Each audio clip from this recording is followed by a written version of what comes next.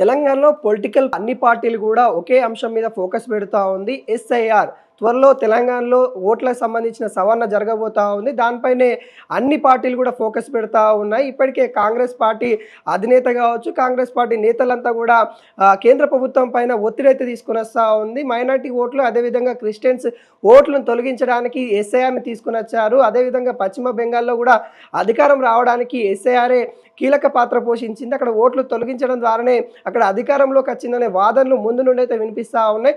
అదే ధోరణి ఇక్కడ తెలంగాణలో రిపీట్ అవుతుందనే ప్రశ్న కూడా తలెత్తుతూ ఉంది. అలా కానివద్దు అనే విధంగా ఇటు బీఆర్ఎస్ పార్టీ, కాంగ్రెస్ పార్టీ కూడా ముమ్మర ప్రయత్నాలు అయితే చేస్తూ ఉన్నాయి. ఇప్పటికే బూత్ లెవెల్ ఆఫీసర్స్ని కూడా నియమించుకొని వాళ్ళకి ట్రైనింగ్ ఇస్తూ ఉన్న నేపథ్యం కనబడతా ఉంది. ఎవరు కూడా దానిలో చిన్న జోప్యం కూడా చేసుకోవద్దు. ఇక్కడ ఓటర్స్ సంబంధించిన జాబితాలలో ప్రతి ఒక్కరిని కూడా పరిశీలించాలి అన్నట్టుగా ఇటు రెండు పార్టీలు కూడా ప్రధానంగా చెప్తా ఉన్నాయి. ముఖ్యంగా హైదరాబాద్లో మనం చూసుకున్నట్లయితే మైనార్టీ సంబంధించిన ఓట్ బ్యాంకింగ్ చాలా వరకు అయితే ఇటు చార్మినార్ డివిజన్లో కావచ్చు, అడంతా ఓల్డ్ సిటీ మొత్తం కూడా మనం చూసినట్లయితే ప్రధానంగా చాలామంది ఉంటారు. ఆ ఓట్లు కూడా కొంత తొలగిపోయే అవకాశాలు ఉన్నాయి. అక్కడ ఎంఐఎం పార్టీకి కొంత ఇబ్బంది కలిగే అవకాశాలు కూడా ఉన్నాయన్నట్టుగా ఎంఐఎం పార్టీ కూడా వాటిపైన ఫోకస్ పెట్టిన పరిస్థితులు అయితే కనబడతా ఉన్నాయి. ఏదైతే పశ్చిమ బెంగాల్లో జరిగిన విధానాన్ని ఇక్కడ రిపీట్ కావద్దనే వాదనలు అయితే ఇటు రెండు పార్టీలు కూడా బలంగా అయితే వినిపిస్తూ ఉన్నాయి. ముఖ్యంగా గ్రేటర్ పరిధిలోనే ఏదైతే ఎస్ఐఆర్ ఉండే అవకాశాలు ఉన్నాయి కాబట్టి ఇక్కడనే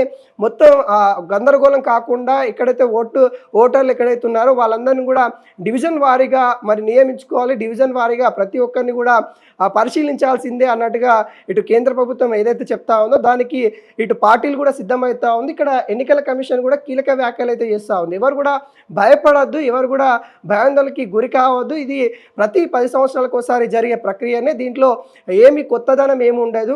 ఇక్కడ ఉన్నారు, ఎట్లా ఉన్నారు, మీ పరిస్థితి ఎలా ఉంది అనేది ఓన్లీ ఆ ఓటర్లో మీరు ఒక దగ్గరనే ఉన్నారా, మరి వేరే దగ్గర మీరు ఓటర్ నమోదుగా ఉన్నారా, ఒక వ్యక్తికి ఒకే ఓటు హక్కు ఉండాలి కాబట్టి అలా రెండు కానీ అలా ఎక్కువ ఉన్నా కానీ వాళ్ళని సవరించే అవకాశాలు అయితే ఉంటాయి. ఇక్కడ ఎవరు కూడా భయపడద్దు. ప్రతి ఒక్కరిని కూడా క్షుణ్ణంగా పరిశీలించినాకనే మాకు ఏ పార్టీలకు సంబంధం లేదు, మాదొక ఏదైతే ప్రభుత్వానికి అనుకూలంగా కాకుండా మేము చిత్తశుద్ధితోనే పనిచేస్తామన్నట్టుగా ఎన్నికల కమిషన్ కూడా భరోసా వ్యక్తం చేస్తూ ఉంది. ప్రతి ఒక్కరు కూడా భాగస్వాములై వాళ్ళ యొక్క ఇన్ఫర్మేషన్ని సరైన పద్ధతిలో సరైన విధంగా అధికారులకి సహకరించండి అన్నట్టుగా ఇటు ఎలక్షన్ కమిషన్ అయితే చెప్తా ఉన్న నేపథ్యం మనం అయితే చూస్తూ ఉన్నాము. ఏదైతే వాదనలు అయితే వినిపిస్తూ ఉన్నాయి, ప్రతి ఒక్కరు కూడా వాదనలు అయితే వినిపిస్తూ ఉన్నారు. ఓట్లు తొలగించడంలో భారీ కుట్ర జరుగుతూ ఉంది. బీజేపీ ప్రభుత్వం రావడానికి అక్కడ ఎవరైతే అనుకూలంగా లేని వ్యతిరేకంగా ఉన్న శక్తులు ఎవరైతే ఉంటారో వాళ్ళందరినీ కూడా ఓట్లు తొలగించే కార్యక్రమం చేస్తూ ఉందనే వాదనలు అయితే బలంగా వినిపిస్తూ ఉంది. అలాంటి ఏమీ లేదు అంటూ ఇటు కేంద్ర ప్రభుత్వం కావచ్చు, ఇటు ఎన్నికల కమిషన్ చెప్తున్న నేపథ్యం అయితే కనబడుతుంది. కొంత ఆపరేషన్ తెలంగాణ అనే కొంత నడుస్తూ ఉంది, కొంత ఉత్కంఠన నేపథ్యం అయితే కనబడతా ఉంది. మరి ఇదేదైతే సజావుగా జరగడానికి అధికారులు కూడా కృషి చేస్తూ ఉన్నారు, ప్రణాళికతో ముందుకెళ్తున్న నేపథ్యం ఇప్పుడైతే కనిపిస్తూ ఉంది.